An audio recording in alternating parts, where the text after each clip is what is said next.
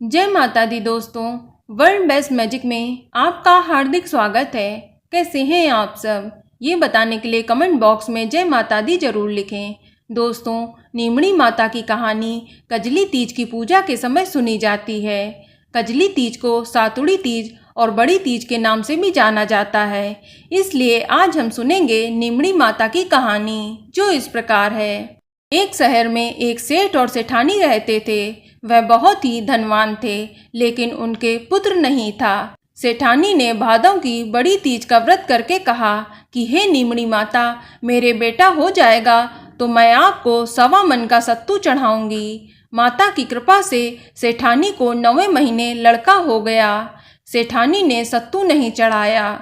समय के साथ साथ सेठानी को 7 बेटे हो गए, लेकिन सेठानी सत्तू चढ़ाना भूल गईं। इसके बाद पहले बेटे का विवाह हो गया। जब सुहाग रात के दिन वह सोया हुआ था तो आधी रात को सांप ने आकर उसे डस लिया और उसकी मृत्यु हो गई। इसी तरह उसके 6 बेटों के विवाह के उपरांत भी मृत्यु हो गई। जब 7वें बेटे की सगाई आने लगी तो सेठ सेठानी मना करने लगे, तो गांव वालों के बहुत कहने व समझाने पर सेठ सेठानी बेटे की शादी के लिए तैयार हो गए। तब सेठानी ने कहा, गांव वाले नहीं मानते हैं तो इसकी सगाई दूर देश में करना। जब सेठ जी सगाई करने के लिए घर से चले और बहुत दूर एक गांव आए, वहां 4-5 लड़कियां खेल रही थीं, जो मिट्टी का घर बनाकर तोड़ रही थीं।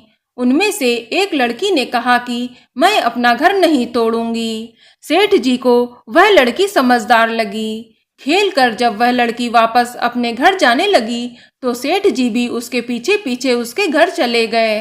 सेठ जी ने लड़की के माता पिता से बात करके अपने लड़के की सगाई व विवाह की बात पक्की कर दी। घर आकर विवाह की तैयारी करके बेटे की बारात लेकर गया और बेटे की शादी संपन्न करवा दी। इस तरह से 7वें बेटे की भी शादी हो गई। बारात विदा हुई। लंबा सफर होने के कारण लड़की की माँ ने लड़की से कहा कि मैं ये सत्तू व सीख डाल रही हूँ, रास्ते में कहीं पर शाम को नीमड़ी माता की पूजा करना, नीमड़ी माता की कहानी सुनना और सत्तू पास लेना व कल्पना निकाल कर सासू जी को दे देना। बारात धूमधाम से निकली। रास्ते में बड़ी तीज का दिन आया। ससुर जी ने बहू को खाने को कहा। बहू बोली कि आज मेरा तीज का उपवास है, शाम को नीमड़ी माता की पूजा करके और कहानी सुन के तभी भोजन करूंगी। एक कुएं के पास नीमड़ी नजर आई तो सेठ जी ने वहीं गाड़ी रुकवा दी। बहू नीमड़ी माता की पूजा करने लगी तो नीमड़ी माता पीछे हट गईं। बहू ने पूछा, हे माता, आप पीछे क्यों हट रही हो? इस पर माता ने कहा, तेरी सास ने कहा था कि पहला पुत्र होने पर सत्तू चढ़ाऊंगी और 7 बेटे होने के बाद भी और उनकी शादी हो जाने के बाद भी अभी तक उसने सत्तू नहीं चढ़ाए हैं, वह भूल चुकी है। बहू बोली, हमारे परिवार की भूल को क्षमा कीजिए, सत्तू मैं चढ़ाऊंगी। कृपया मेरे सारे जेठ को वापस कर दो और मुझे पूजन करने दो। माता नववधू की भक्ति व श्रद्धा देखकर प्रसन्न हो गईं। बहू ने नीमड़ी माता का पूजन किया और चांद को अर्घ्य दिया, सत्तू पास लिया और कल्पना ससुर जी को दे दिया। प्रातः होने पर बारात आगे नगर को लौट आई। जैसे ही बहू ने ससुराल में प्रवेश किया, उसके 6 जेठ प्रकट हो गए। सभी बड़े खुश हुए।